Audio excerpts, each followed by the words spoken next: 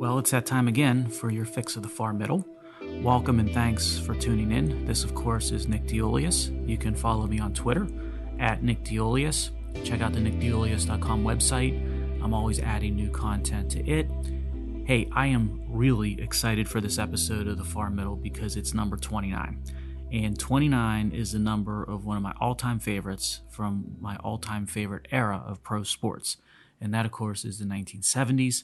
I'm sticking to baseball, and I'm dedicating this episode to the ultimate number 29, in my mind at least, the great Rod Carew.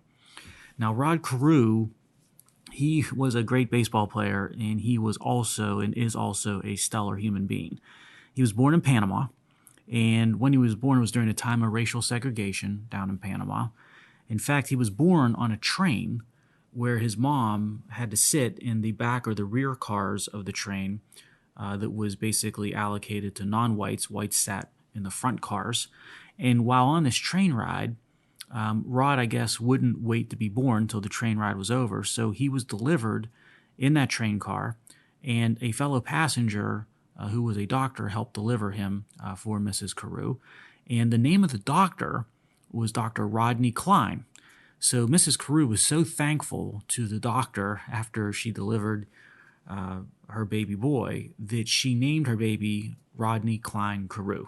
That's an amazing story. So Rod Carew got his first and middle name from the doctor that jumped into service and delivered him unexpectedly on a train ride in Panama. Now here's another amazing thing about Rod Carew. He never played baseball in high school, and he really didn't get focused on baseball until he was around 18 years old. So he moved to the States when he was a teenager, I think around 14 years old, and he moved initially to Washington Heights in Manhattan. He played semi-pro ball for a team in the Bronx, and he ended up signing with the Twins. And what I sort of love is the fact that you've got Rod Carew sort of signing a major league contract with the Twins when he's playing in the Bronx and living in Manhattan. And I just love the fact that the Yankees, literally with their stadium casting a shadow on Rod Carew in New York City, didn't know about him or sign him. And by the way, he signed at a dinner at the restaurant Stella d'Oro, which was affiliated with the famous Bronx bakery that made those awesome cookies and treats that some of you might be familiar with. That's sort of a iconic Bronx establishment from the past where he actually signed his contract. Now, his career was, of course, epic. It spanned a long period of time, 67, when he came up through 1985. So that's a heck of a long career in terms of longevity. He played for two teams, effectively the Twins, right, and then the Angels. And when he signed with the Angels after his trade, he became for a while the highest paid player in baseball, and deservedly so from my perspective. The best term that I could use to describe his on-the-field ability would be hitting machine, because that's what he was. He led the league in hits and triples a number of different years. He was a batting average champion 6 times, and he could run really well. He was no stranger to stealing bases and running the base paths very efficiently and effectively. In fact, he set the record for stealing home in a season. He did it 7 times in 1969. Billy Martin was the manager of the Twins at the time and really encouraged Carew to take on sort of that opportunity to steal home across the course of the season, doing the risk-reward math. He got really good at it and accomplished the feat 7 times, which was a record. I think he was an all-star every year of his career except for the last year in 85. That's an amazing accomplishment and statistic. He was league MVP in 77, 3,000 hit club member, and of course a Hall of Famer. His lifetime batting average, .328. Wow. And, some critics of Carew, and I guess there's a few out there, I don't know what they're thinking, but they always point to his lack of power. Don't talk to me about Rod Carew's lack of power. When you hit and run the bases like he did, you don't need to be hitting 40 home runs a year. He was more than efficient and effective as a player. Now, Carew was also a military veteran. He served 6 years in the Marine Corps Reserves as a combat engineer, as if we needed another reason to love the guy. Could you imagine a pro athlete today, let alone one of the best and biggest stars today, serving for 6 years in the Marine Corps, whether it's the reserves or active? Sort of unbelievable. And Rod Carew had some of the best baseball cards ever. I'm a big baseball card, football card aficionado, especially from that era of the 70s, of course. But Rod Carew's Topps 1977 card is one of my favorite all-time cards. My favorite one of his through his long run of baseball cards through the years. So here's to the great Rod Carew. I hope he's in good health and doing well. Now, when Carew was assessing whether he would try to steal home plate, and he got really good at assessing that, right? As I said, he was very successful at it. He was basically performing a risk-reward analysis.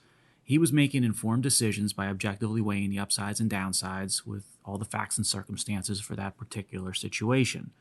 So let's jump from Carew and baseball to investing in markets, because success in both is going to, in the end, depend really on clear-headed clinical risk-reward assessment.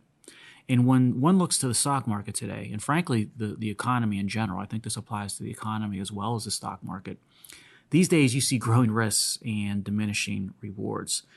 The Federal Reserve, and I'll just give you some examples and instances of why I believe that. I'm going to start with the Fed.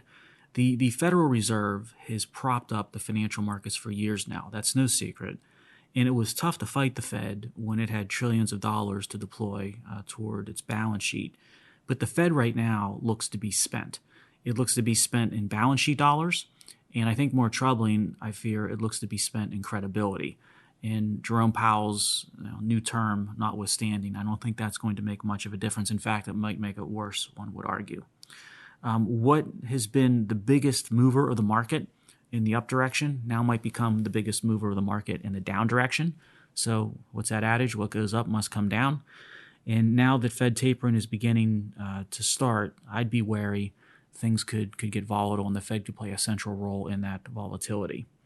Now, in addition to the Fed, or maybe tied to the Fed, and one of the consequences of its policies is inflation. That's a new worry. It's a new and a big problem for markets, and it's creating risks that's associated with capital markets everywhere you look. Basically, the way I'd sum it up when it comes to inflation is that inflation kills. It kills wage growth and the earnings power of workers. It kills wealth and savings. We've seen both of those. It kills margins and profitability. We're going to start to see inflation rear its head with earnings warnings or earnings results, I believe, with a whole bunch of different industries when they start reporting and projecting expectations for, say, earnings for Q4 of 21 and then expectations for earnings of 2022. And it kills our future. At some point, equity valuations are going to wake up to these facts, and they're going to adjust accordingly. They always do. And what's maddening about the inflation specter is that, like the Fed and its monetary policy, this is another self-induced problem. Government policy, and a lot of it, of course, being pushed by the left, it literally manufactures inflation and punishes the middle class and the working poor. It's only going to be a matter of time before what the workers know to be true and what they're experiencing now is going to be realized by Wall Street, and it's going to be reflected in stock prices. So I guess thanks, President Biden. Thanks, Build Back Better, or so-called Build Back Better. And thank you, administrative state and environmentalists. Great jobs by all of you. Oh, wait, is this inflation just transitory? That's what we've been told. I guess everything in life other than infinity is going to be transitory to some degree. It just depends on how creative and how flexible you want to be with your time horizon. And it's not just Fed policy and inflation we got to worry about when it comes to markets and valuations, but now we got to worry about supply chain. Our constricted supply chain is going to impact capital markets because it squeezes revenues and margins and profitability. If you can't get the stuff you need to make what you sell, or if you can't get your products to buyers, you've got a fundamental business problem. This is Business Economics 101. And we talked on a prior episode of the Far Middle about Long Beach, the Port of Long Beach, on a recent trip to California. And you take the issue with Long Beach and you multiply that and spread it out across our entire nation, you begin now to get a sense for what we're dealing with today. It's a massive issue. And like inflation and monetary policy, much if not all of it is self-induced by government policy created by the left and, of course, run by the bureaucratic state.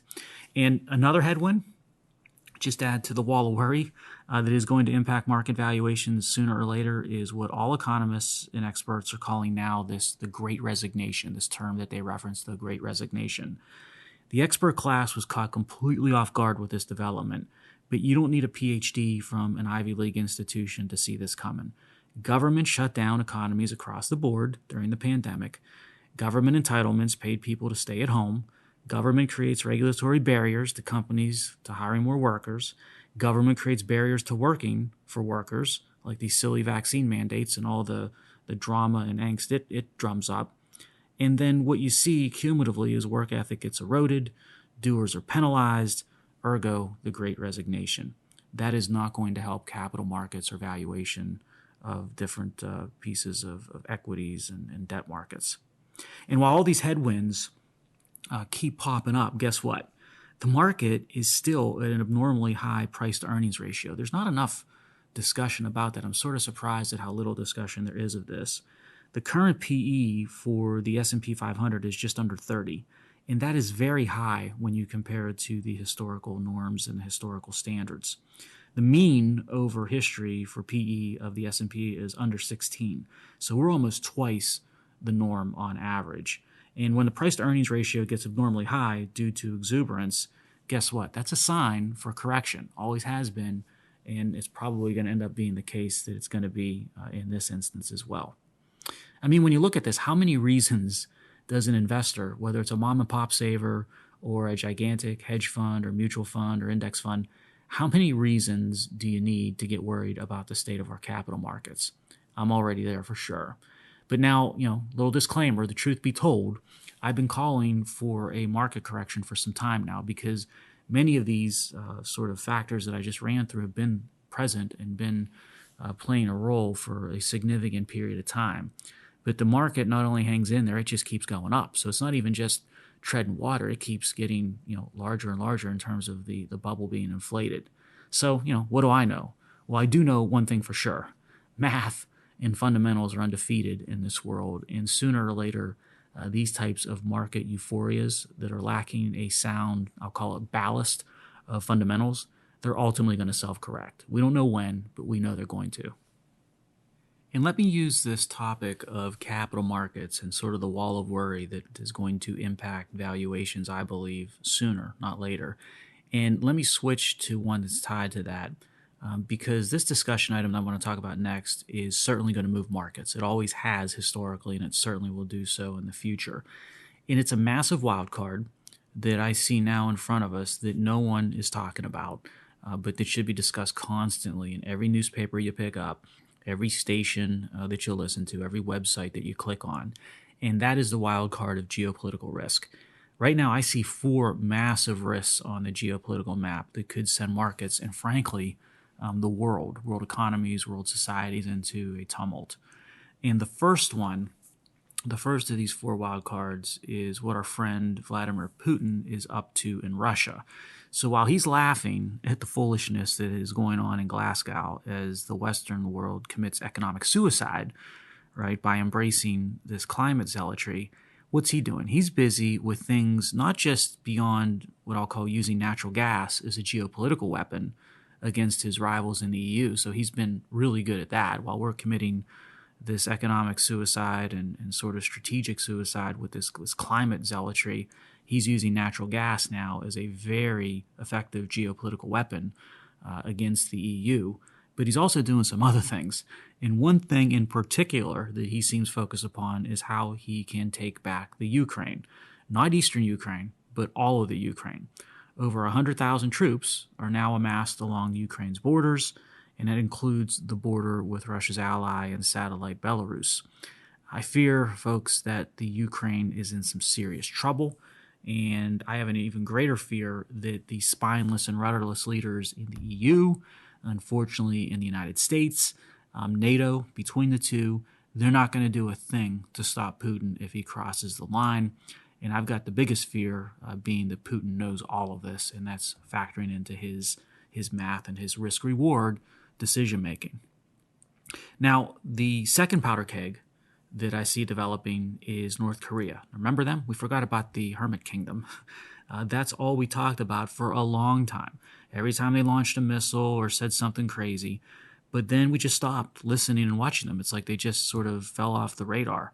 Well, there's nothing like being ignored that's going to stoke up the dictator in Pyongyang to do something to get attention. He does not like being ignored. And don't think for a minute he's going to sit idle and behave. He senses that no one's paying attention, and he senses distractions, say the United States might have with other hotspots in the world, and then he sees opportunity. So expect something. I think it'd be prudent to expect something on the nuclear weapon front or a missile launch soon from North Korea. And remember, what's really crazy to think about when it comes to the Korean Peninsula, Seoul, that thriving capital of South Korea, it sits just 35 miles away from the DMZ. So it doesn't take a lot of activity or action to completely wreak havoc and devastate a key part of the world. Now, the third hotspot is our old friend in Iran, the Iranian regime. And the Iranians, I think, they are seeing clearly a smorgasbord of opportunity with the Biden administration. So on one hand, you got climate czar Kerry. He is known to provide pallets of cash to the Islamic Republic in exchange for hollow promises. He's done it before. Iran knows that, and they know that they can have it both ways. So on one hand, they can sponsor terrorism, they can pursue nukes, they can roil oil markets and the supply chain, and on the other hand, they can do all that while still getting paid. So now that President Biden is hell-bent on surrendering U.S. energy independence, Iran realizes that the Persian Gulf is back to being important again. We made it important again. And Iran is going to use that to create leverage at our expense. It's almost a guarantee that they will do that. And then, as if those first three hotspots and wildcards weren't enough, we've got the fourth and final one. It worries me the most. I saved the worst one for last. And why does it worry me the most? Well, they're the most dangerous. They are the most astute. And I think, frankly, they take the longest term focus of all. And that, of course, is China, the Chinese Communist Party. Particularly, the issues I'm most concerned about is what's going on with Taiwan and the South China Sea. I get the sense, and you should too, that it's just a matter of time before China moves on Taiwan. And why is that just a matter of time? Because they know that Washington isn't going to do anything. We're busy with political correctness. We're busy with solar panels on aircraft carriers. We're busy with vaccine mandates and all those games with vaccine mandates. That's what our military is all focused upon. And our climate czar is giving up God knows what geopolitical concessions to China in exchange for some hollow statement to work together on concrete actions to tackle climate change.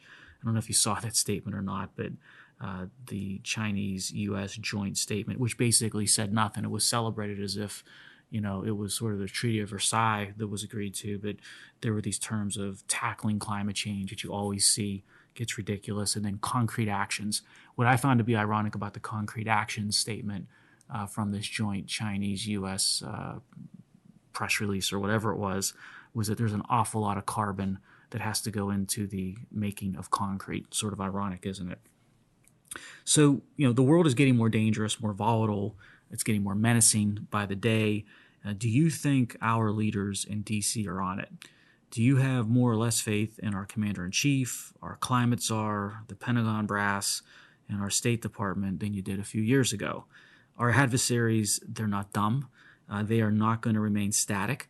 They watch, they plan, they move, they do astute risk-reward assessment.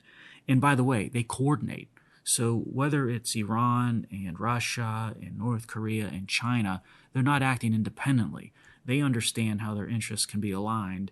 And I think that you could be seeing situations now where everything that's going on with Belarus, with this immigration issue with Poland, Russia amassing troops along the border of the Ukraine, what North Korea may or may not do, Iran with their saber rattling or an incident here or there in the Persian Gulf.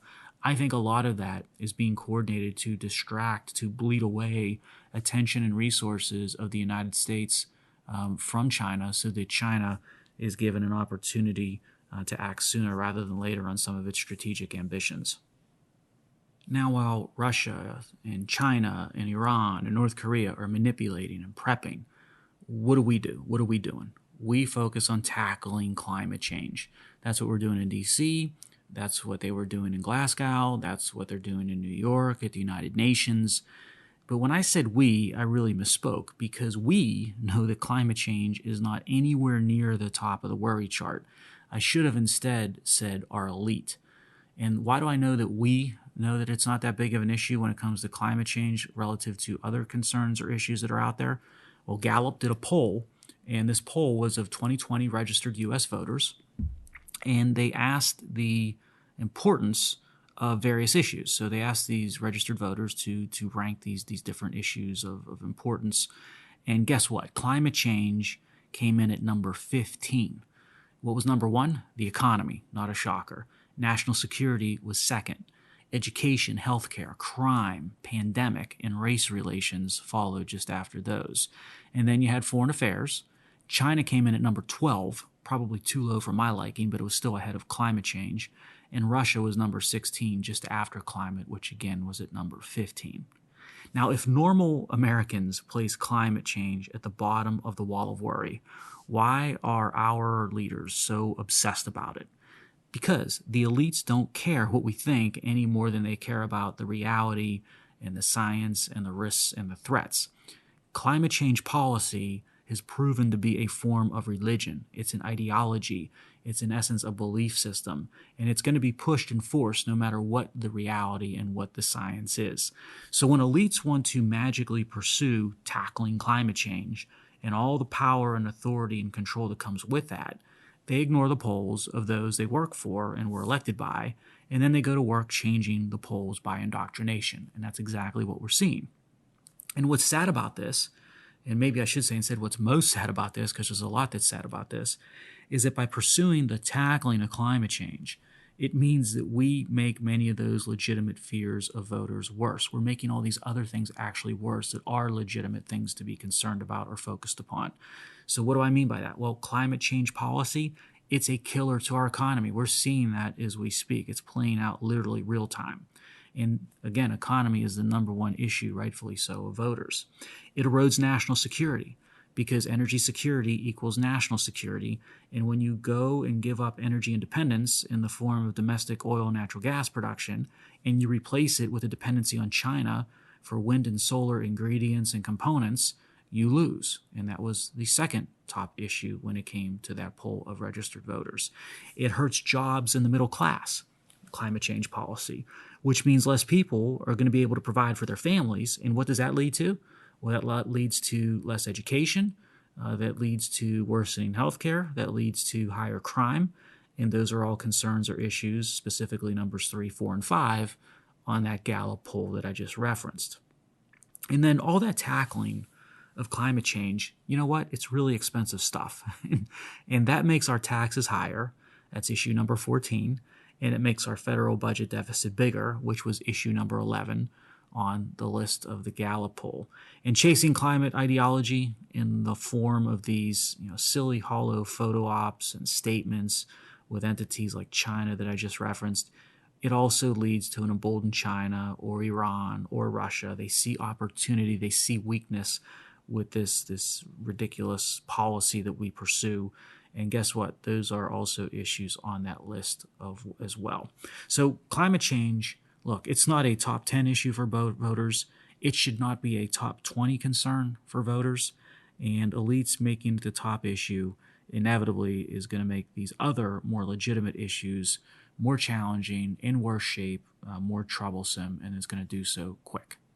Now, if you think that this obsession of our elites on tackling climate change pales in comparison to other more legitimate issues, or does not, worse yet, make all of these other legitimate issues put us in an even deeper hole and worse situations with regard to those other issues, I want to do something here that's just an interesting, I think, exercise, which is to take a stroll through the current news. So I performed an exercise here right before the taping of this podcast. I went through yesterday's newspapers and an online news aggregator. I spent 15 minutes before the recording to see what I could find that was specific examples, evidence, call it, of other issues being far more important and far more pressing than tackling climate change. And also looking for instances where the obsession of tackling climate change has made these other issues worse because of the elite insisting that we tackle climate change and make it a top priority, which inevitably has a consequence of either reduced attention on very meaningful, legitimate issues or counterproductive to those issues themselves. Now, again, all of these developments that I'm going to run through, they coincide with the elites and our elected officials placing climate change and the zealotry that goes with it at the top of the priority list. So, forgive me for shuffling through some papers here, but I just want to run through some of these that I found in that little quick 15-minute sort of tour. First, I'm going to start with drug overdose deaths. You guys may have seen this.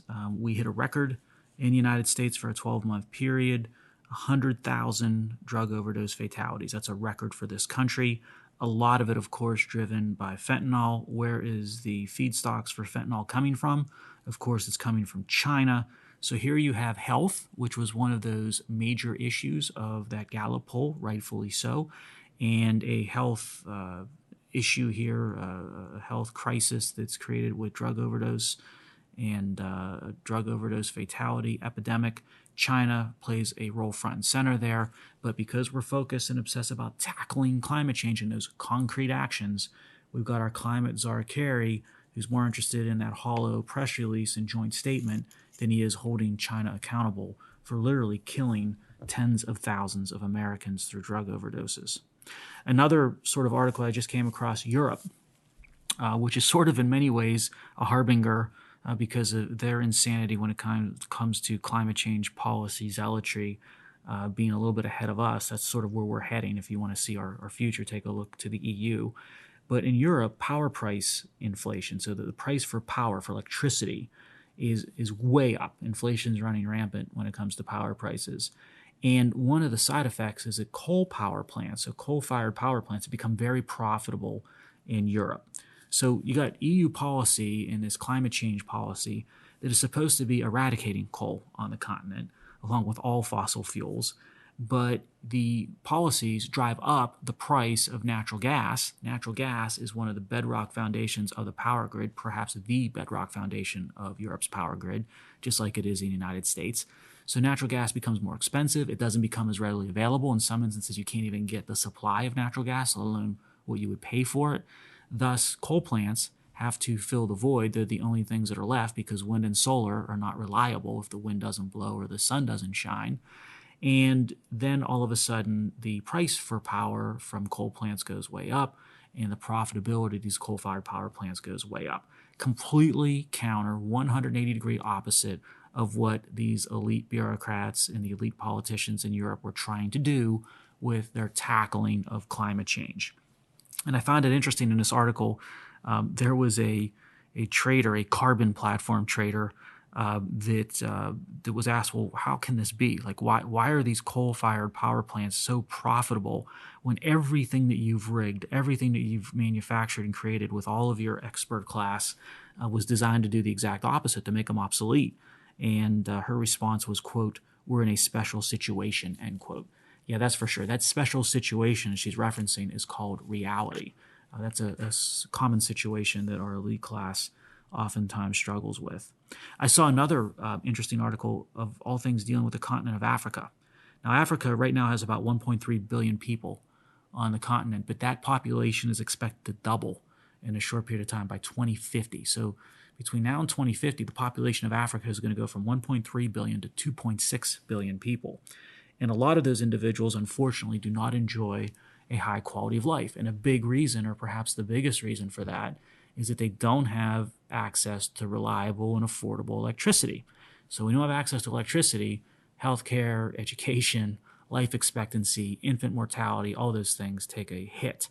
Now, what this individual was making the point of, and this was the president of Uganda, so this is a leader of a major African nation, was that all of this climate change zealotry and policy that goes with it, it's forcing wind and solar projects across Africa, and that is increasing the costs, delaying the time to access to affordable and reliable electricity, and it's basically extending the period of time where a significant portion of those 1.3, soon to be 2.6 billion people on the continent are still going to have to live very hard and desolate lives because they don't have that access to reliable and affordable electricity via things like natural gas. Again, and that, by the way, leads to what's one of those issues on that Gallup poll?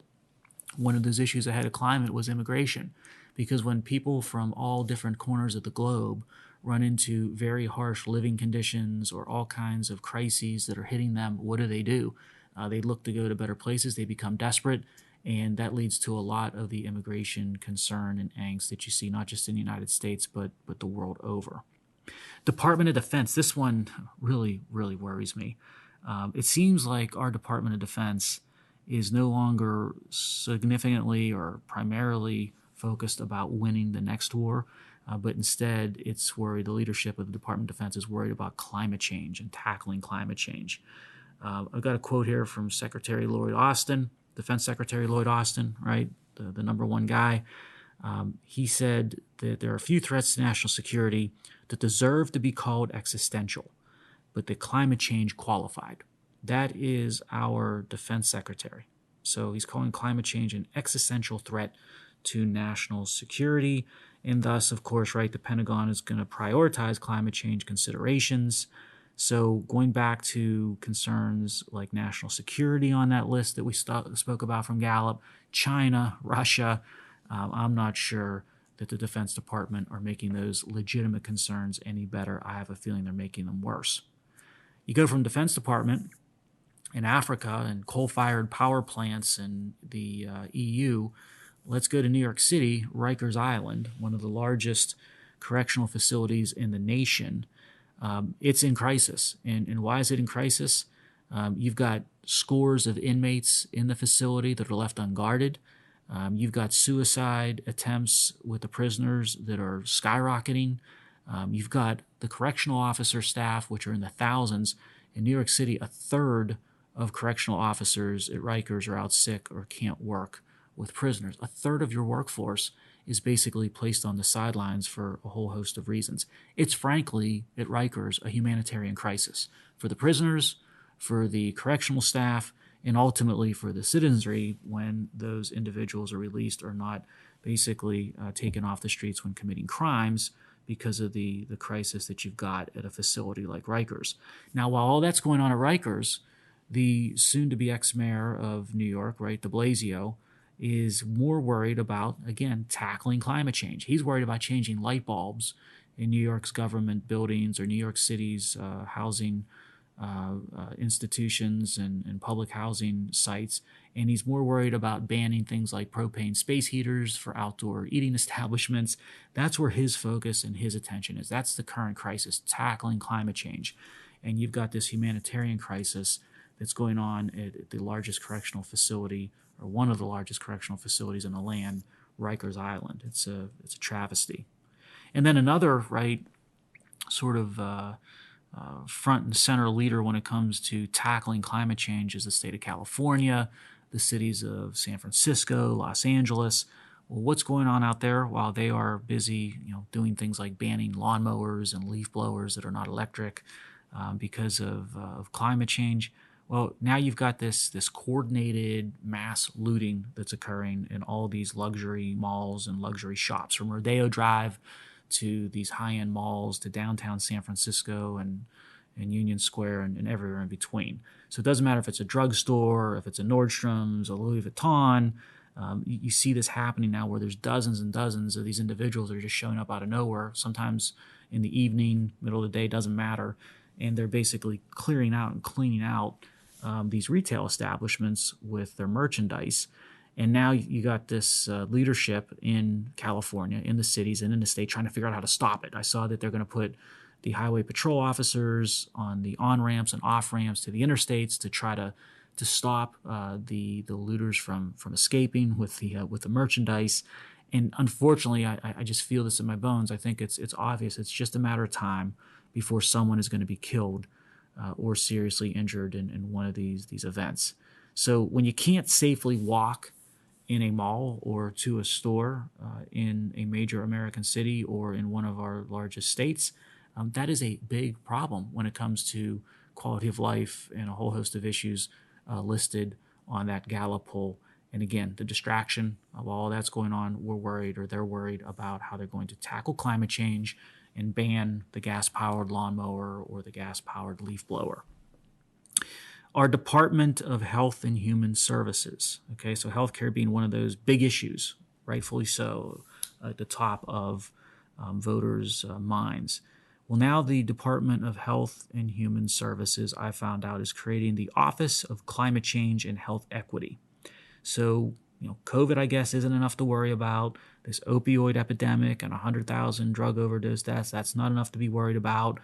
Our situation with the VA and the VA hospitals, that's not enough to be worried about. Obesity, social media and the impact on teenagers, youth crime, and what that does to the health of our nation's youth. I guess those things are not big enough problems. Instead, we're going to have HHS develop this Office of Climate Change and Health Equity, and this is the health issue that's requiring more resources that we need to create a new office for within HHS. They don't have enough to focus upon and worry about. I thought you'd find one of these quotes. They asked the health secretary how he would reduce carbon emissions from healthcare facilities, and his response was, "We will use every authority to its greatest advantage because it is time to tackle climate change now." That's your head of Health and Human Services. So I could sort of go on, but the last thing I'll leave it with, I didn't find this one in my 15-minute exercise, but it's one that I know pretty well because we talked about it extensively in prior episodes of the Far Middle. Education of our public schools, and particularly our urban public school districts. Education proficiency of kids in those districts is very embarrassing. It's just an affront to a civil society. And why and what's going on? Well, the system is teaching and indoctrinating climate ideology with these kids instead of teaching them math, instead of improving science proficiency, instead of improving English proficiency. And it shows with the abysmal proficiency rates across those three metrics, across a whole host of our biggest school districts in the land. Well, that just about wraps up episode 29 of the Far Middle Podcast, and I hope you enjoyed the connection of dots for this episode. We started with number 29, the great Rod Carew, how he was great at risk-reward math of things like stealing home plate. We then got into the risk-reward of capital markets and how there's an increasing wall of worry when you do the clinical assessment. This should get you concerned about valuations. We then went into one of the biggest in that wall of worry when it comes to capital market valuations being geopolitics, and those four wild cards of North Korea and Iran and Russia and, of course, China. And then we talked about how real Americans get the real issues and the real risks right, placing climate change far down the list, but our elites seem to be obsessed about tackling climate change, and how that has all kinds of consequences and collateral damage. It's being done to those more legitimate issues in front of it. And we walk through a whole bunch of current real-world examples, just spending literally 15 minutes going through the news. Next episode, I'm going to summarize something I'm really excited about, which is a speech that I'll be giving at a major energy conference here in Pittsburgh. And I think there's some important sort of policy views and issues to point out with respect to the speech, and I want to cover those in the upcoming episode of the Far Middle, which will be episode number 30. Until then, enjoy your week, and I'll be back to you soon enough.